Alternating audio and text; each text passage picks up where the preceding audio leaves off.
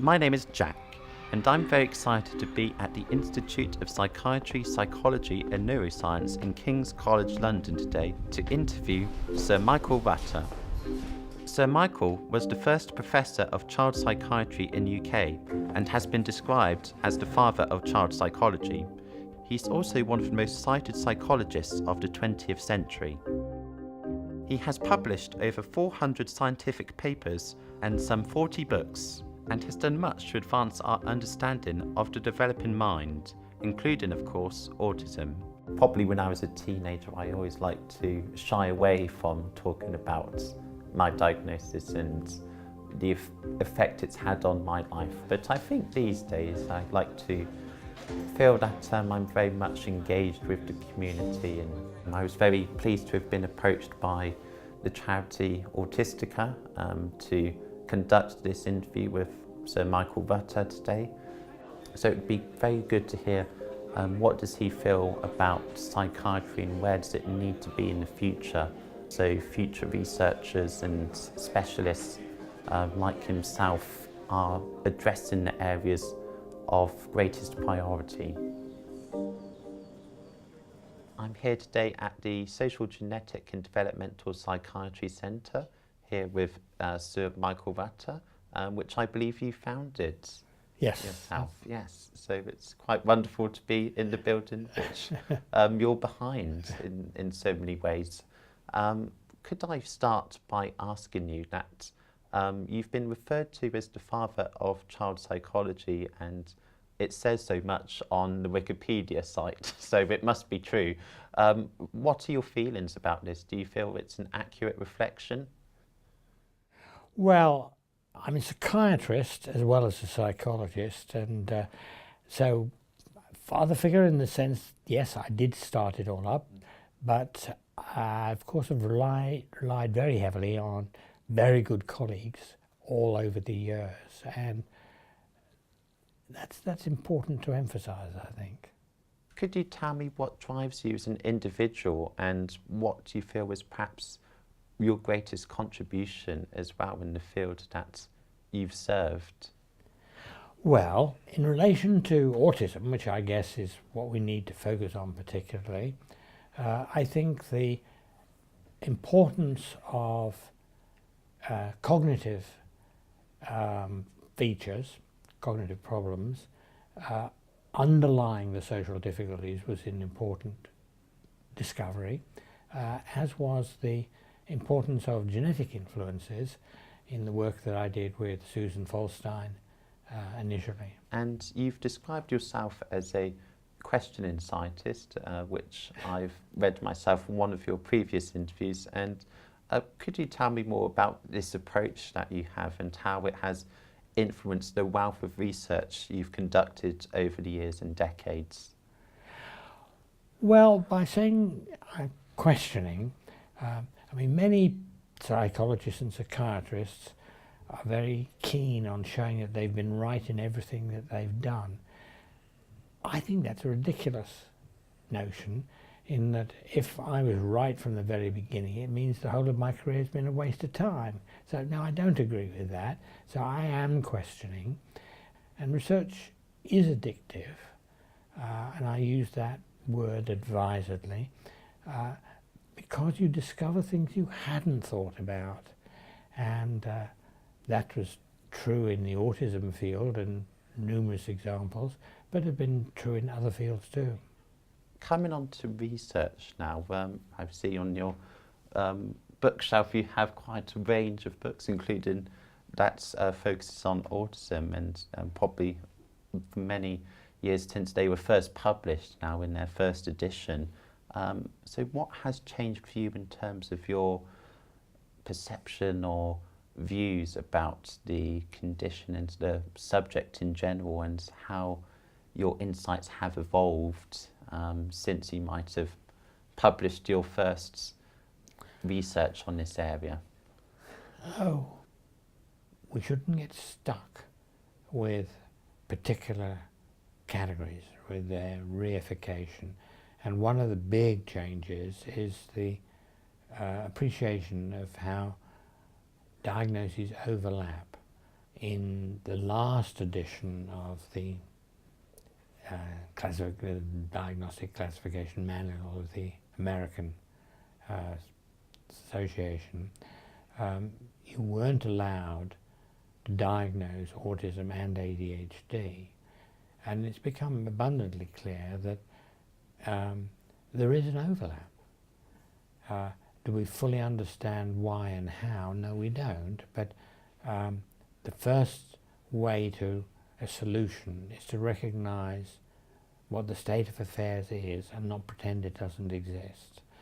And so now you are allowed to diagnose both, and one of the needs is really to look at what's different about the individuals who have features of both conditions as against those who just have one. What are the major challenges or opportunities, as another way of putting it, that researchers could be addressing about mental health in particular? I think one of the things is recognizing individual differences. And so the topic of resilience has been one that has interested me for some years, recognizing that in individuals who suffer extreme stress or adversity, some do okay. And this is not a personality trait, it's a process. So that, for example, in this study we did of Romanian adoptees, there were, you might suppose that individual differences, given the appalling conditions in the institutions in Romania, would blot out individual differences. But what we found in our research was that, far from that, the individual differences were as marked in those who had spent years in the institution as in those who hadn't. So resilience is for real. What is different in the way we research it now is in recognizing that we're not looking for a particular trait, we're looking for a process. How do people function in a resilient manner? And could you describe the hopes you have with it for the future, and any regrets you have had also in your career or might have done differently if given the chance again? Well, I did write a paper at one point in which I said that I had been fortunate in having some things which I'd got quite wrong. None of my friends liked that. They thought you shouldn't admit to being wrong. What I meant was not that the observations were wrong, but the interpretation put on them was wrong, and that we needed to learn from those experiences and to be sort of flippant. What you need to think about is how you can notice the errors before your competitors do and find a way of putting them right. What would you say to a young adult, perhaps someone like myself of my age, who's coming into the world that you've been part of for many decades now and will be carrying forward the work you've produced? Medicine is a profession where there is the greatest range of possibilities, so that you may become a psychotherapist. Over time, both the opportunities have got better, but the challenges have also got greater. And we should welcome challenge. So that in the book that I wrote with my wife some years ago, we talked about development in terms of challenge and continuity. Do I despair because of the challenges? No, not at all. I worry that life is more difficult now because the bureaucratic demands are greater. But we are able to do things now, both in research and in clinical work, that weren't even imaginable the time I entered the field. So that, you've got to feel encouraged by that. Yes, absolutely. And lastly, perhaps a simple but a hard question in some respects. What do you want your defining legacy to be? So you have this building, and you have a building, of course, named after you not far from here, but what do you want people to remember you for? I think most people who've been involved in research would like to be remembered by some key single discovery.